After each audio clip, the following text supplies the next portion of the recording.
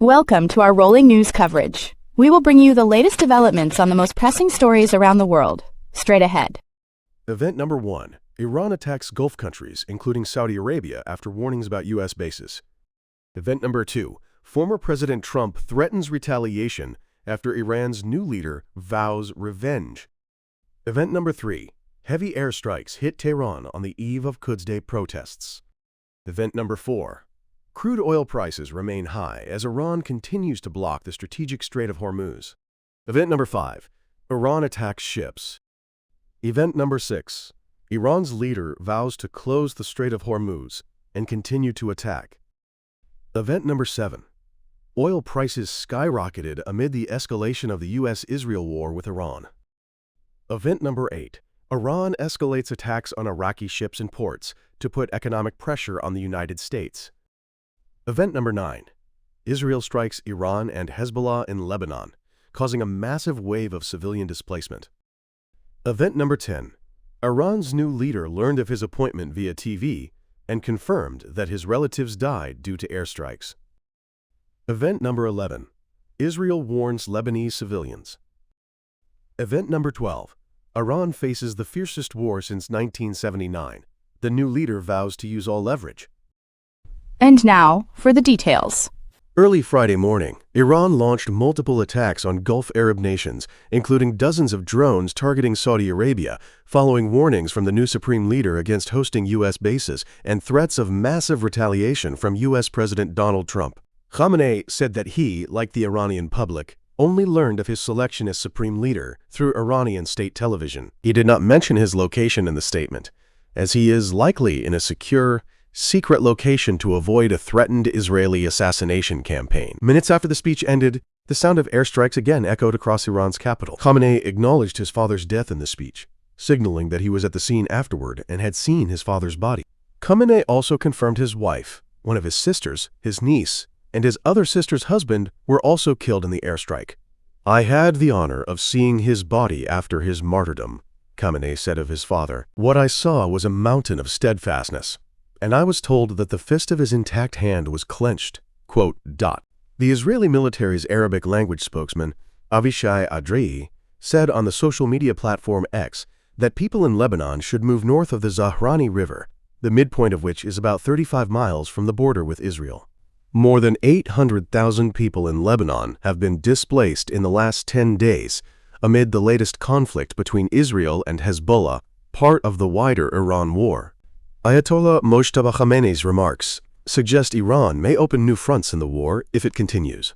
That could potentially signal a return by Iran to the types of militant attacks the U.S. has blamed on it in the past, including the 1983 bombing of the U.S. Marine barracks in Beirut and others. One point I must emphasize is that under any circumstances, we will exact compensation from the enemy. If they refuse, we will take from their assets to the extent we see fit, and if that is not possible, we will destroy their assets to an equivalent degree. When Ali Khamenei took over from the late Grand Ayatollah Ruhollah Khomeini, he did not speak publicly right away, instead waiting until after a 40-day mourning period. Mojtaba Khamenei, however, finds himself and the Iranian government he leads in perhaps their most desperate fight since the 1979 Islamic Revolution. "Let's see what happens to these demented lowlifes today," Trump wrote in a social media post. "Iran's navy has been decimated.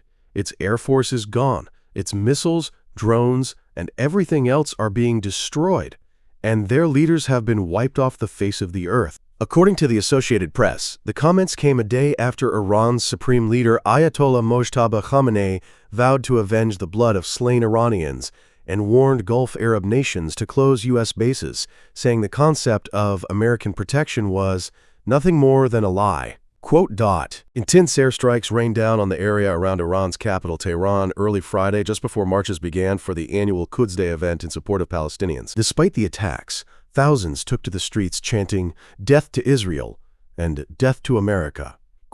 Amid growing global fears of a potential energy crisis and with no end to the war in sight, the price of international benchmark Brent crude oil remained stubbornly above $100 a barrel as Iran continued to tighten its grip on shipping through the Strait of Hormuz, the strategic waterway through which a fifth of the world's oil passes from the Persian Gulf to the open sea. The price of Brent crude had soared to around $120 a barrel, and is now about 40% higher than when Israel and the United States attacked Iran on February 28 to start the war. Iran has been attacking ships attempting to pass through the strait, and Khamenei's comments, his first in public since being appointed to replace his father, who was killed on the first day of the conflict, indicated Iran would continue to blockade the waterway. In Iraq, rescue efforts are underway after a U.S. KC-135 refueling plane crashed, according to U.S. Central Command, CENTCOM. Iran's supreme leader, Ayatollah Mojtaba Khamenei, said the leverage of closing the Strait of Hormuz should be used and that Iran's attacks on its Gulf Arab neighbors would continue. His first statement since taking office was read by a news anchor on state television Thursday. According to the Associated Press, Iranian state television offered no explanation for why Khamenei, 56, did not appear on camera. Israeli intelligence assessments suggest he was wounded in the war, likely in the February 28 Israeli strike that killed his father, the late supreme leader Ayatollah Ali Khamenei, 86. The price of international benchmark Brent crude has shot back above $100 as Iranian attacks target shipping vessels, and the U.S.-Israeli war with Iran shows no sign of abating. Meanwhile, U.S. President Donald Trump has promised to finish the job, despite his assertions that Iran has effectively been destroyed.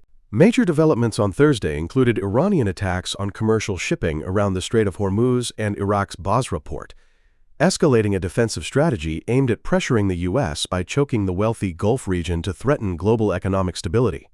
The first week of the war has cost the United States $11.3 billion, according to the Pentagon. The Israeli military is also striking Iran and targeting its militia ally Hezbollah in Lebanon, where more than 800,000 people have been displaced by the fighting. The UN Refugee Agency said as many as 2 million people in Iran have been displaced by the ongoing war.